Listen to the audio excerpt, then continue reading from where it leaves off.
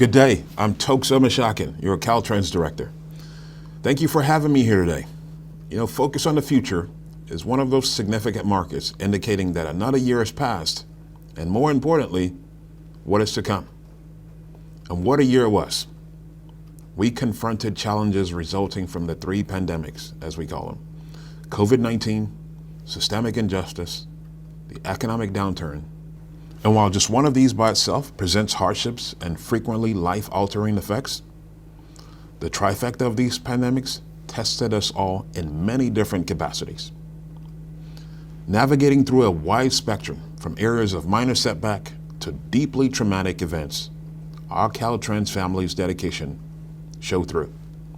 Encountering obstacles and necessary variations in processes, we maintained steady ground with the guidance of our framework, our 5 priorities.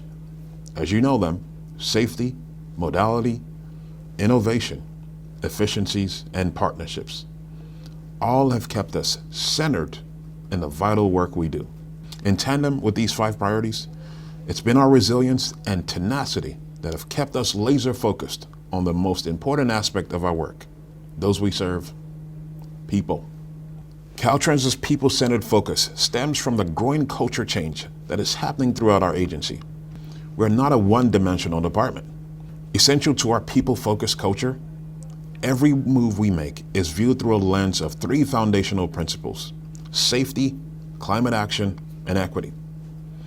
To adequately and responsibly serve all Californians, all people deserve no less than these 3 principles to be in their lives. In order for people to be our highest consideration, our emphasis on each one of these 3 principles must be done with continuity. Importantly, Caltrans is what we do, not what we say we do.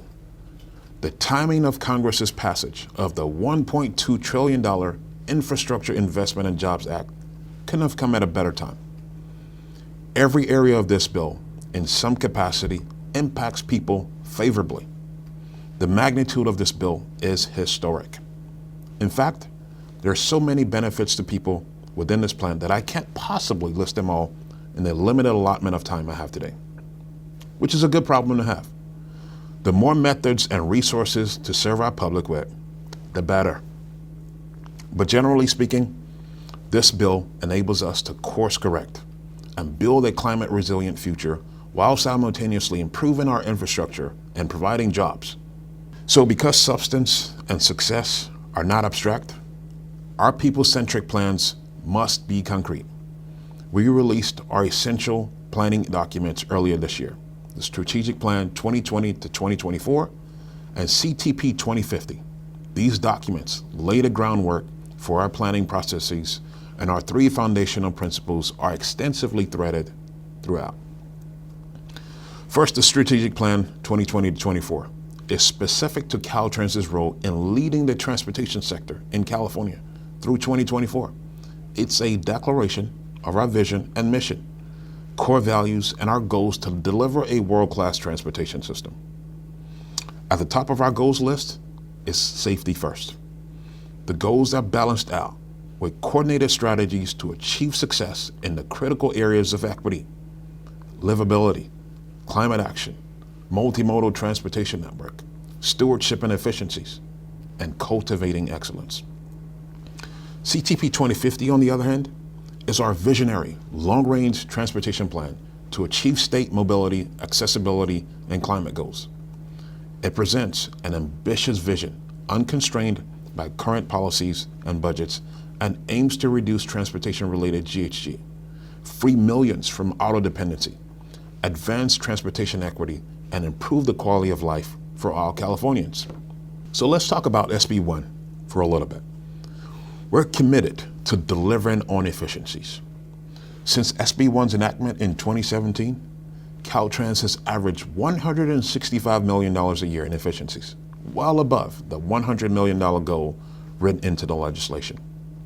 We continue to embrace both design and construction practices, which result in reduced maintenance and rehabilitation costs over time. We also support efficient practices which contribute to our overall climate and safety goals. We continue to identify new and more efficient ways of doing business to remain successful in this area. I'm also very pleased with our project delivery performances. Listen to this. In 2020, 430 projects were delivered to construction, accounting for $2.4 billion. Considering the stay-at-home order and a public shutdown resulting from a global pandemic, it's remarkable that there were only 29 fewer projects delivered during the entire 2020 calendar year than in 2019. Looking at our fiscal year numbers, Caltrans plans to award 291 projects valued at $3.9 billion in 2021 to 2022. This is 44 projects and $1.1 billion more than we delivered in fiscal year 20 to 2021. And a little further into the future, Caltrans plans to deliver 304 projects valued at $4.7 billion in fiscal year 2022 to 2023. Currently, we have an abundance of projects in our pipeline. The evaluation of these projects is critical as we strive to explore options that will help expedite our goals, specifically those goals that benefit and prioritize people. We need to strike a balance in such a way that the projects we move forward with contribute to our climate action goals and are not counterproductive to our greater goals of GHG and VMT reduction. We are continuing to re-envision every plan, every project, to make sure each harmonizes with the core of who we are. And further focusing on our environment, an exciting $1.1 billion investment is Clean California, a monumental 3-year initiative born from the governor's California Comeback Plan. This initiative outlines a planned attack on litter in a massive undertaking to clean up and beautify California. This historic amount includes investments in litter collection, community engagement, and education. 1/3 of the funds will also go directly to cities, counties, tribes, and transit agencies. Clean California will also generate an estimated 11,000 jobs over 3 years, including state jobs and opportunities for people experiencing homelessness, re-entering society following incarceration, and at-risk youth. In addition to scaling our trash abatement efforts across the state, Caltrans will incorporate sustainable landscapes in underserved rural and urban communities, stretching the length of our state. Ultimately, Clean California's efforts zero in on the transformation of unsightly roadsides into spaces of beauty and pride for all Californians. And complementing Clean California is our Let's Change This to That stormwater public education campaign.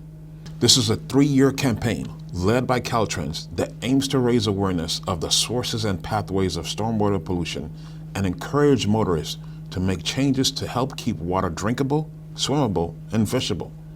Caltrans is thrilled to be partnering and contributing to such significant initiatives, benefiting all who live and visit our great state. We take our responsibility of serving our public more seriously than any other obligation. The challenges of today lead us to creating and improving the now, as well as what's to come. Paths that are better, more equitable, safer, and healthier. Our heightened awareness of who we are and how our work reflects that awareness must be ongoing. This involves the constant assessment of where we are within our role as a Department of Transportation, assessing where we've been, where we are, and what we must achieve. It's this reflection and continuous assessment of ourselves which shapes our work. All people deserve access to what they need to thrive, starting with our most vulnerable, regardless of their race, socioeconomic status, identity, where they live, or how they travel.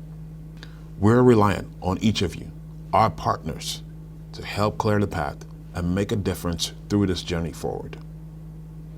Aiming to leave a mark that benefits people and mitigates potential hardships.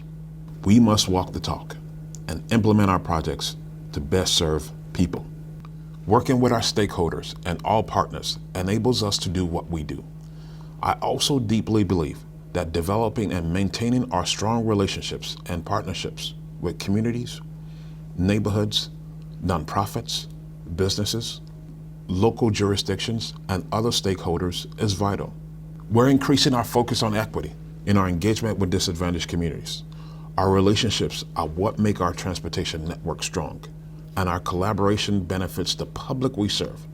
Together, we are planning for and building the future transportation system for all Californians.